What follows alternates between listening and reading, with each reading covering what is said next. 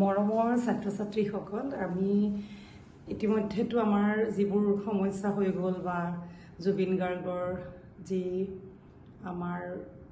মাজত যিটো কষ্ট বা দুখ তেওঁ নাই যে নাই গতিকে আমাৰ পঢ়া শুনাৰ যিবোৰ বিষয় আমি তাৰ পৰা সম্পূৰ্ণ আঁতৰি আহিবলগীয়া হৈছে সকলোৱে প্ৰভাৱ পৰিবই আচলতে আমি বহুত কথা শিকিব পাৰিছোঁ বা জানিব পাৰিছোঁ যি কি নহওক আমি তেওঁৰ বিষয়ে আজিতো পূজা আৰম্ভ মানে শেষ আমি আকৌ নিজৰ কামত লাগিব যি নহওক আমি তেওঁৰ বিষয়ে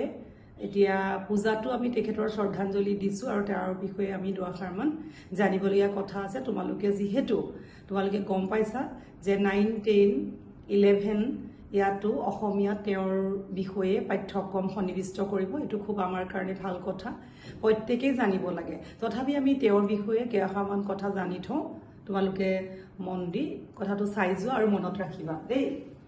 এতিয়া চোৱা আমি তেখেতৰ বিষয়ে চাবলৈ গ'লে তেখেতৰ পিতৃ বহিনী মোহন বৰঠাকুৰ আৰু মাতৃ ইলি বৰঠাকুৰ দুগৰাকী ভনীয়েক আছিল এগৰাকী জংগী তেখেতৰতো মৃত্যু হ'ল 2002 চনত এক্সিডেণ্ট হৈ আৰু পামী বৰঠাকুৰ আছে 1992 চনত তেখেতৰ প্ৰথম এলবাম এখন আছিলে অনামিকা আৰু 2009 চনত তেখেতে ৰজত কমল বঁটা পাইছিলে এছ'জ অফ চাইলেন্স বুলি পেলাই এখন খাচী চুটি ছবি চিনেমাৰ কাৰণে আৰু বলিউডত তেওঁ ইয়ালি গানটো গাইছিলে ক্ৰিছ চিনেমাত সেইটো আৰু দিল টু হি বঁটা এয়া গানৰ কাৰণে তেওঁ ফেমাছ বলিউডত হিন্দীৰ ইয়ালি গীতৰ বাবে তেওঁ কি পাইছিলে গ্লোবেল ইণ্ডিয়ান ফিল্ম এৱাৰ্ড পাইছিলে আৰু 2002 চনত তেখেতে গৰিমা শইকীয়াৰ লগত বিবাহপাশত আবদ্ধ হৈছিলে জুবিন গাৰ্গে 12টা বাদ্যযন্ত্ৰ বজাইছিলে মই আগতে তোমালোকক কৈ থৈছো চাবা জানি থবা আৰু তেখেতে 40টা ভাষাত 38,000 গীত গাইছিলে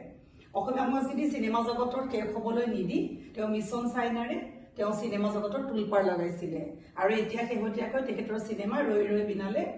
তেখেতৰ মুক্তি পাব 30 অক্টোবৰ 2025